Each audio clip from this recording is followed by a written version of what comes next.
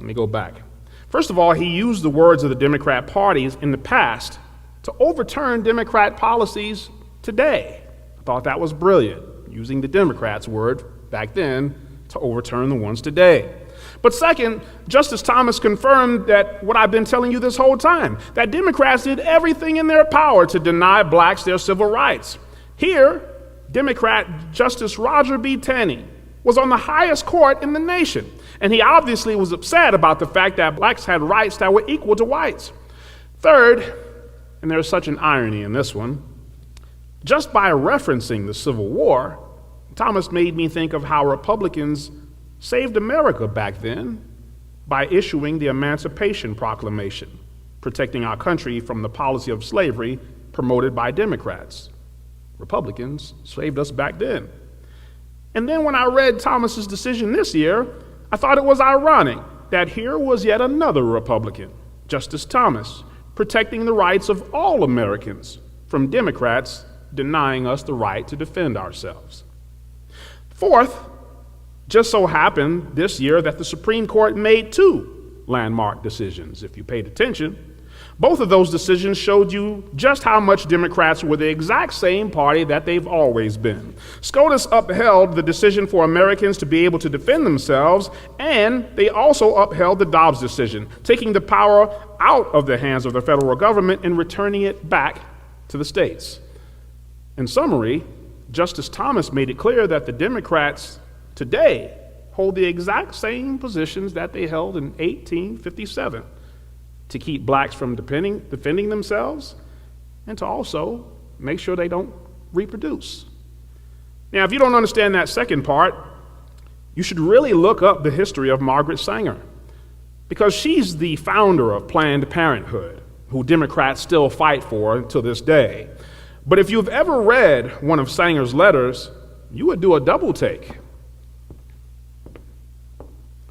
The minister's work is also important and also should be trained, perhaps by the Federation, as to our ideals and the goal that we hope to reach. We do not want word to go out that we want to exterminate the Negro population, and the minister is the man who can straighten out that idea if it ever occurs to any of their more rebellious members.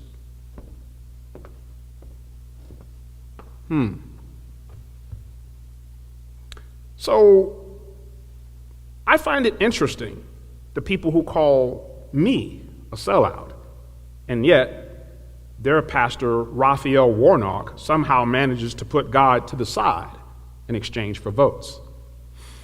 Mark Twain once said, "The trouble with the world isn't that people know too little, it's that they believe in so many things that just isn't so." As I told you, for much of my life, I didn't follow politics. I just knew in some cursory way that Democrats were responsible for our civil rights. I'll challenge you to study to see if that's really true. The Democrat Party was the party of the racist Dixiecrats all the way through to the 1960s. So if the so-called party switch were true, that means you would have seen blacks shift to the Democrat parties in the 70s, right? I mean, we would have seen that all the racists moved from the Democrat Party to the Republican Party, and therefore, blacks would have left the Republican Party to join the Democrat Party. There's only one problem with that. It's a lie. I was doing some research for a show about how Trump affected the black vote, and in doing my research, I think Forbes accidentally gave me more data than I was looking for. Yes, the GOP's share of the black vote was low in 1964, but take a look. Even according to Forbes, that's not when blacks left the Republican Party. First of all, as you can see, at some point in our history, there was just as many blacks in the Republican Party as there are Democrats today. But it's important to know the first big shift from the Republican to Democrat doesn't occur during the 60s, it comes in the 30s. So it should make you ask yourself, well, what happened in the 1930s that made blacks want to leave the Republican Party? You might wonder how in the world we've lost so much of our family tradition seemingly overnight. Two words: free stuff. Free stuff. When I showed you the charts of blacks leaving the Republican Party in the 1930s, do you know who was president in the 1930s? FDR, the left's hero. As I mentioned, FDR was the only president to serve 4 consecutive terms like a dictator. They had to change the rules after he died. FDR was the king of so-called free stuff. In FDR's first 100 days, he passed an unprecedented amount of new legislation, expanding the role of federal government into our lives.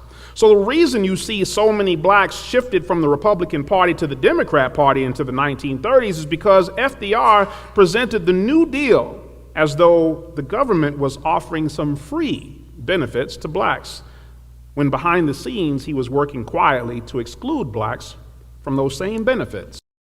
The whole block of Dixiecrat racists went to FDR, all Democrats, by the way, and FDR goes, I need your support for the New Deal. And they go on 2 conditions. Number 1, we have to design the New Deal to cut out blacks. Now, we can't say blacks, so let's exclude agricultural labor and domestic service, which happen to be the 2 professions in which blacks are heavily occupied. Let's exclude them from Social Security. Let's exclude them from New Deal benefits. FDR agreed. In fact, that's how the programs were written. Demand number 2. The Dixiecrats said to FDR, you must also agree to block all anti-lynching laws. Think about this. To block all anti-lynching laws. FDR agreed again, and worked behind the scenes to suppress anti-lynching legislation with the help of Northern Democrats. Northern Democrats. This is very important again because, as you know, in the progressive narrative, there are the following villains. America's to blame. The South is to blame. The white man is to blame. The North is always exempt. And interestingly, the Democratic Party is never mentioned. Much of the worst elements of government were initiated during FDR's administration. We still have them to this day. The Social Security Administration that we complain about all the time was initiated under FDR. So was the minimum wage, welfare, unions, more. Ever since then, the Democrat Party have enticed Americans to exchange their freedom for the promise of something free, whether it's free health care, free college. When I used to buy real estate foreclosures on the courthouse steps, we'd occasionally encounter protesters who believed that housing was a right. These Democrats pushed for free housing. And the second part isn't true either about the Democrat being the champion of civil rights. What most people never discuss is, as a country, we've passed more civil rights than just 1964. There was a Civil Rights Act of 1866, a Civil Rights Act of 1957, and the Civil Rights Act of 1964. The Civil Rights Act of 1866 was America's first Civil Rights Act. It was a powerful blow by Republicans against white supremacy. Democrat President Johnson vetoed it, but the Republican majority was able to override him.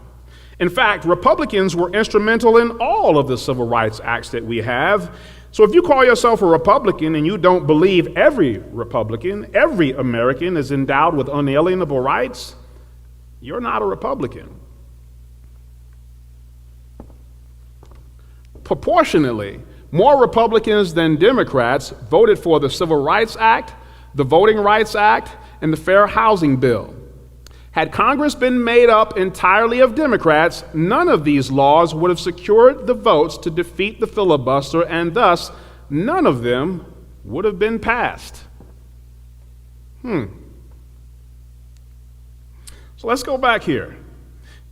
If you didn't know any of what I just said, you can thank your mainstream soft power media for that.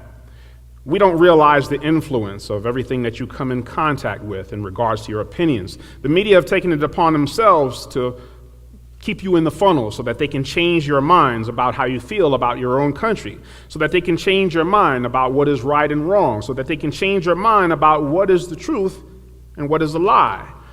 That's the purpose of Marxism, to destabilize capitalist governments. Marxists want revolution. It's what they teach. Although much of what I've been talking about so far has been in relationship to soft power, counteracting the propaganda from the left, make no mistake, These are serious issues that are all rooted in physical war, hard power. Let's not forget an estimated 620,000 to 750,000 soldiers died, with an undetermined number of civilian casualties. Don't kid yourself for a second. What I wanted to mention here is this conflict isn't something that happened a long time ago. Stone Mountain Park opened on April 14th, 1965, exactly 100 years to the day of Abraham Lincoln's assassination. You think that grand opening date was a coincidence? You don't think that was meant to be a slap in the face to Abraham Lincoln? You don't think that was meant to be a slap in the face to Republicans? Then you don't understand what's at stake. Now, on October 27th, 2020, Joe Biden did something that was really weird for a presidential candidate. He visited a place called Warm Springs, Georgia. Now, everyone knows the reason a presidential candidate would make a stop in Atlanta. I mean, heck, you want votes. The greater Atlanta area is home to over 6 million people.